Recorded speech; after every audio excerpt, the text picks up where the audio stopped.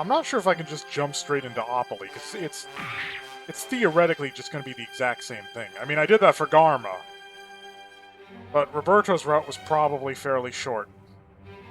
I don't know. I'll do Apolly's now. I'd like getting a few videos ahead if I can swing it, so that I'm on top of the release schedule. Apolly, heading out. Because I mean, it's possibly a question that my viewership, my ever-expanding viewership, might wonder of why, if I'm only releasing a video a day and I've been doing that for like 2-3 months, am I talking about being so busy now? What else is taking up my time? And it's not just an issue of what else is taking up my time. I prepared the channel anniversary, the channel's second anniversary, almost 2 months in advance. Like, I had started recording then. And I still fell short of the footage and the content that I had intended to release for that month, because it was supposed to be Half-Life 2 and Portal 2. And it ended up just being Half-Life 2M mod instead, because I just couldn't get anything else together. So because October is an even bigger thing than that, and to stay on top of it this time, I started like a full 3 months in advance. Which means that in addition to the daily content, which video duration has also increased, so these videos don't stretch nearly as far. Because I've gone from like a 20 to 25 minute like hard limit for video length to a 30 to 45 minute. And that extra 15 or so minutes does amount eventually. What? That Federation mobile suit is a monster.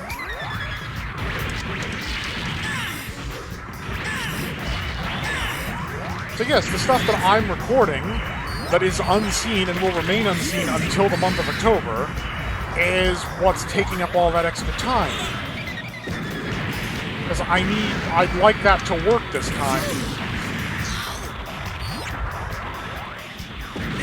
And I'm well aware that a lot of this is like a self-imposed thing. Nobody's making me release this many videos or at this particular time. It's just me doing my own thing. But that's kind of the point. Accomplishing that gives me a sense of agency. I like having that sense of agency. Good move, mobile suit.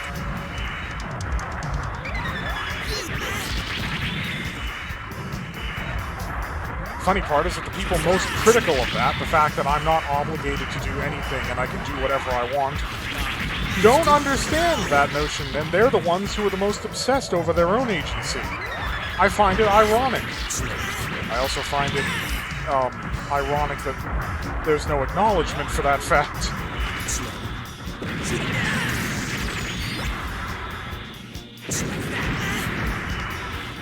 My rockets aren't stunning him. How does a direct hit from an anti-ship bazooka do nothing? Oh, hey!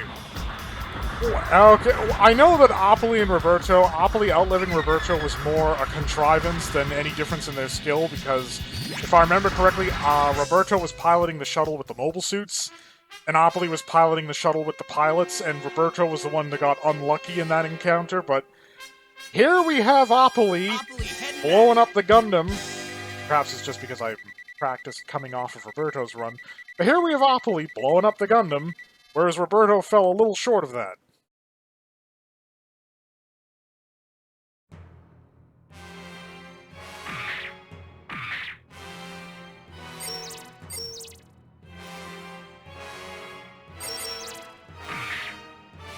You know what? I'm gonna try for an S rank.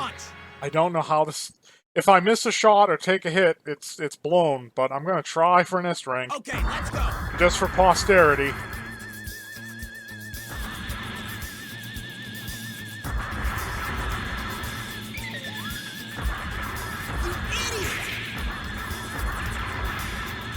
Do it.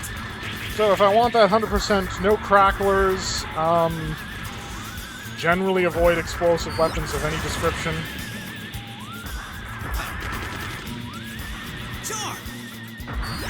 Good move, mobile suit.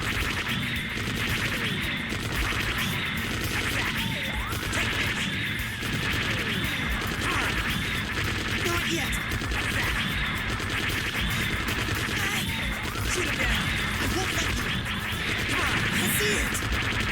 But yeah, I envision possible critiques of the fact that, like, you're only releasing, like, 30 minutes of footage a day. How is that? How can that possibly be all that difficult? And it's aside from the fact that, you know, it's because I need the spare time to, especially recent footage, which has required things like editing and so forth.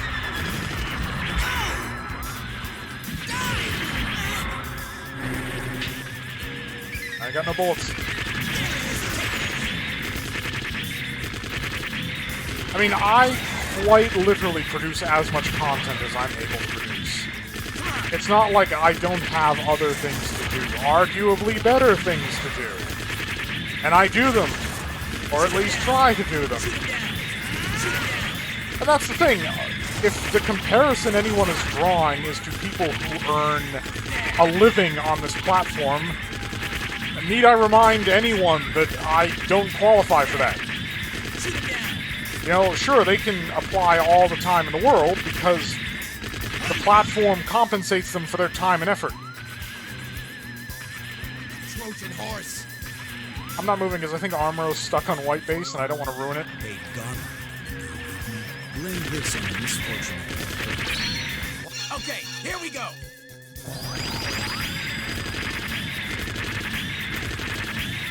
You were indeed very pathetic. Don't take it personally. You can thank your father for this. You double crossed me, son? I am a son of a zombie family. I will go down in glory.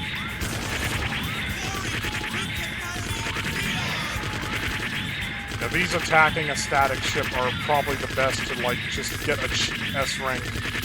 Okay, I don't want any shots in midair when the timer runs out, because those will count as misses. Thing is, I think... Apolly, heading back. Okay, so 100% accuracy, 100% evasion rate.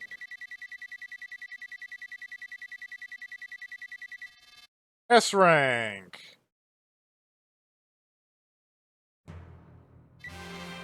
Yeah, it's literally a mirror image of Roberto's route. Really nothing to it. Launch.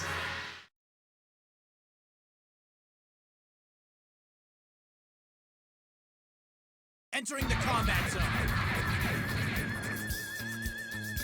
I mean, the funny part is that next month, one of the videos that's going to be coming out is, well, not a video, a series of videos that's going to be coming out is Halo Reach with ZKA, you know, from the Master Chief Collection on Heroic difficulty.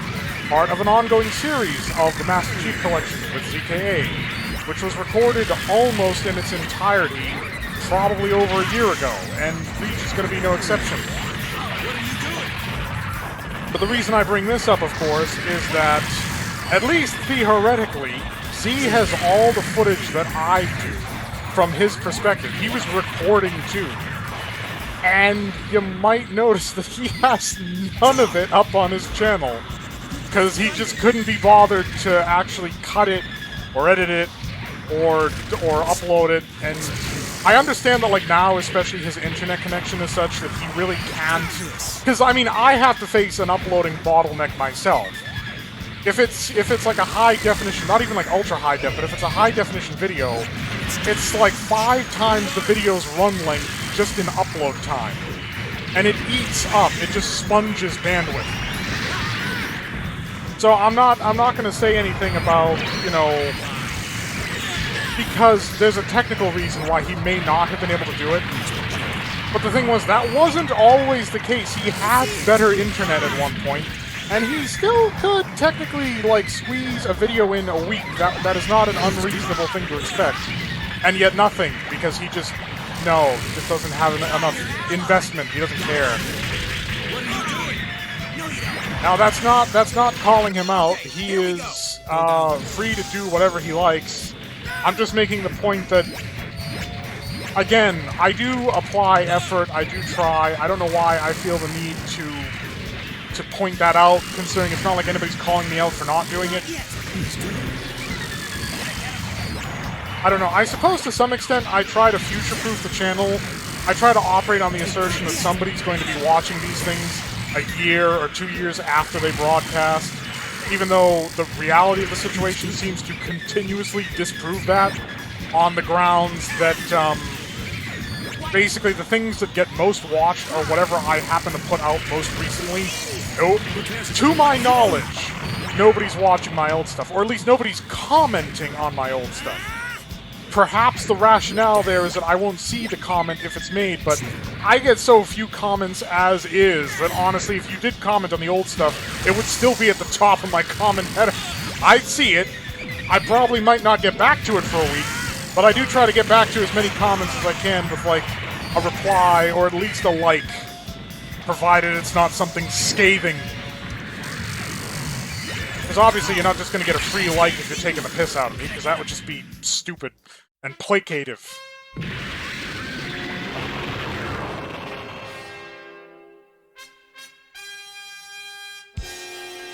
Apolly, heading back.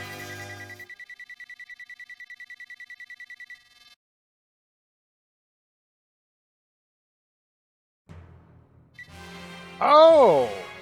Well, I guess Apolly is the better pilot. He gets a shiny Gelgoog, where Roberto's stuck with the Dom. Actually, I had to do this with the Rick Diaz as Roberto. Apolly, ready to launch. No, not the Rick Diaz. God, no, the Rick Diaz was the Grips con. No, I had to do this with the Zaku too. Okay, because they only gave me a Rick Dom, and and I can't use that in the colony. Here to back you up, Captain. Back me up.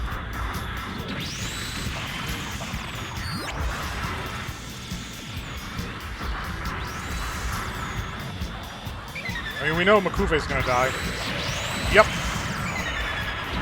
Sure as the sun will rise on Terra. I say that because everybody makes that with the presumption that you're on a planet that has a sun and it will rise. I know that that's a given for human beings on Earth, but that's sort of like you have science fiction where, you know, somebody does something abhorrent and it's like, oh, the humanity.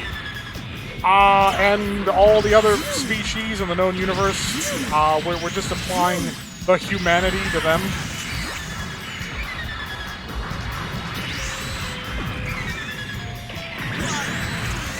I mean, humans have a lot of self-serving terminology.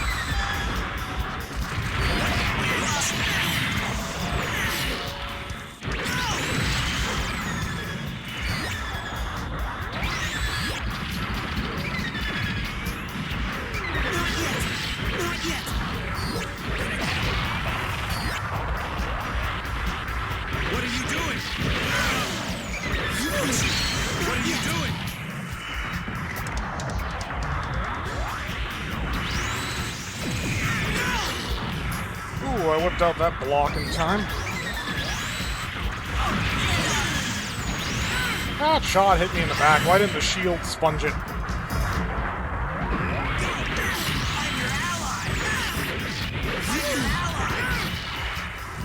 I'll take those friendly hits without complaint. I've been blasting in this whole fight.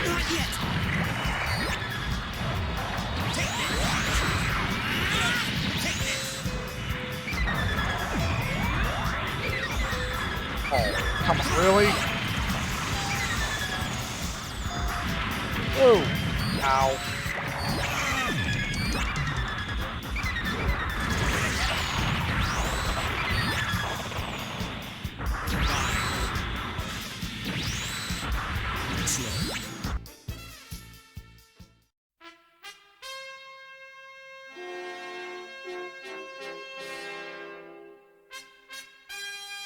Heading back. That's a very video gamey thing. Because, of course, beam attacks are supposed to move at relativistic speeds, like half, 3/4 the speed of light. But, of course, if they actually did that, you wouldn't be able to dodge anything. So, they don't do it that way, because it's a video game.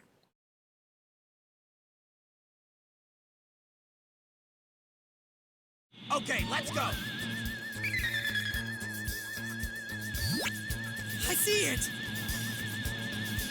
Oh, the mirrors. Look, I'm being pulled towards the mirror. I'm not moving right now.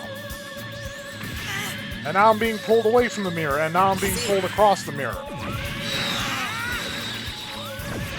I am not moving! This is the best opportunity I've had yet to illustrate what happens here that annoys me so. And not even a stable position now, it's moving me again. Why does it do this? What purpose? I mean, is this supposed to be some nod to realism? I don't understand what the idea here is supposed to be. I'm just drifting around. Slow. I mean, I question a realism justification. Objects in motion tend to stay in motion, and objects at rest tend to stay at rest unless acted upon by an external force. And there is no external force acting on me. We're not near any stellar body, or at least not any one that would be of sufficient gravitational import. I mean, people don't understand that about orbital mechanics, about, you know, again, a little bit of relativity. It's like, well, when we went to the moon, they say we were in lunar orbit. And it's like, well, how are we in lunar orbit? The moon orbits the Earth, so wouldn't we be in Earth orbit? And it's like, yeah, but you need to understand that gravity grows exponentially less powerful, not unlike magnetism, the further away you get from its source. And so fundamentally, for an object of the mass of the moon, at that particular orbital distance, yes, it is strongly influenced by Earth's gravity, but something the size of a spacecraft experiences an infinitely minuscule amount of that gravity at a lunar distance because it's so much smaller and so much lighter. And besides which, by that logic, you wouldn't be in Earth orbit either, because the Earth is orbiting the Sun. You'd be in solar orbit. But the Sun is orbiting the galaxy, so you'd be in galactic-centric orbit. And the galaxy goes around the clock. I mean, again, it's a relative term. Lunar orbit is an orbital position where one is more affected by the Moon's gravity, due to proximity, than the Earth's gravity.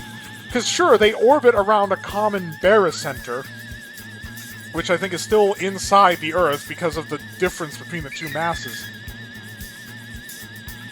But fundamentally, each object has its own mass and generates its own gravity. The gravitational barycenter is the sum of the two influences on each other. It's not like they're sharing a gravity field.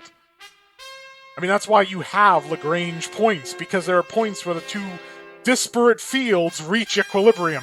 Apolly, heading back. And that's the thing, when you think of the concept of orbital mechanics, of things like gravitation and velocity, on a conceptual level, it's extraordinarily simple to understand. But many, many people will not even endeavor to try to understand it, because it's just like, how does any of this concern me? You know, why do I need to know about the movement of the cosmos, or physics, or, you know, astrology? It's unimportant. I'm a new type It's like, you live on a planet, don't you? Orbiting a sun, right? In a galaxy?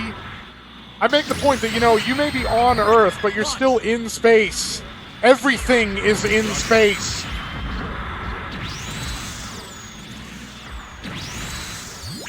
Besides, if you've ever had to, like, come off of a beach because the tide is coming in, congratulations, you've just experienced a gravitational phenomenon. Because that's what the tides are. It's the moon sloshing the water on the surface of the Earth around. If you've experienced a season, it is because of the Earth, like, angular precession, and because of the distance of the Earth to the Sun on its elliptical orbit. It's a comparatively small ellipses, but that's why the North traditionally always gets worse winters than the South, because another thing that people sadly do not commonly understand is that when it's winter in the North, it's summer in the South. We have inverse seasons. Because that seasonal thing is determined by whether the axis of the planet like, on your hemisphere is pointing towards or away from the sun. Because if it's pointing towards the sun, you experience warmer climates, because you're closer to the sun and there's less angle between the sunlight and the surface of the planet. If you're away from the sun, you have a winter, but for the northern part of the winter, you know, the annual cycle, we are on the distant part of our planet's orbit to the sun. So any increase in warmth that we might experience from having our portion of the planet oriented towards the sun is somewhat negated by the fact that our planet is more distant from the sun. Whereas southern hemispheric winters, they are closer to the sun, and therefore their winters are substantially less harsh climate-wise. Granted, this is all kind of getting turned on of its head thanks to, you know, greenhouse gases and global warming, which, you know, only co-conspirators disbelieve now. I mean, we're literally feeling it. Heat waves. You can watch glaciers melt off of ice caps, for fuck's sakes. But again, it's like, okay, so how does any of that affect our weather? And it's like, well, because heat, it can be carried by ocean currents and wind currents. And these currents are determined by a mixture of tidal forces, particularly ocean currents, salinity of the seawater, which is a major factor behind, you know, glaciers and the poles melting, because they aggressively desalinate the water. Because it's important to remember that ice got on land originally as snow and rainfall, which meant at some point it precipitated, it was heated to boiling, and vaporized into the upper atmosphere, which is a process which desalinates the water. So that's a bunch of fresh water up there, and when it falls back into the ocean, it alters the salinity, which alters the density and the viscosity of ocean currents, changing the way the waters on the planet physically move. And air currents can be affected by even less. Simple temperature changes and pressure differentials can affect air currents, causing Arctic air to blow south and freeze areas that traditionally wouldn't experience that type of temperature, and causing tropical air to blow north, overheating areas that are normally in a sort of perpetual winter. The point is, these mechanisms are enormously complex, and a lot of people pontificate on, you know, whether they are or are not happening without even the most basic understanding of why they happen in the first place.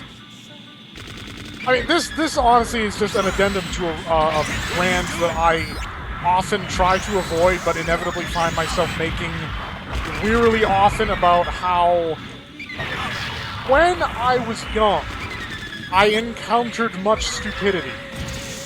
But as I get older, and I might hope that I encounter that less, I seemingly only encounter it more. I mean, people are now looking at Idiocracy like the fucking Nostradamus of the decline of humanity, which is sadly ironic.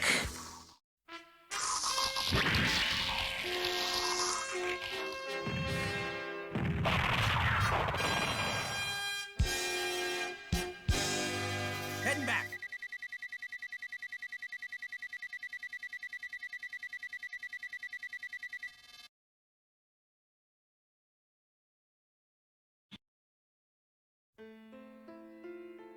And let me guess, he also, quote, disappears.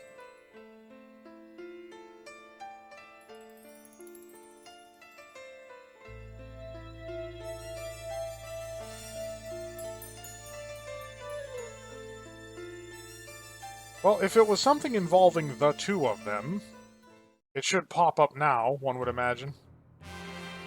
Nope, just escape to access. In fact, if I check results, I can find out if they're actually done or not.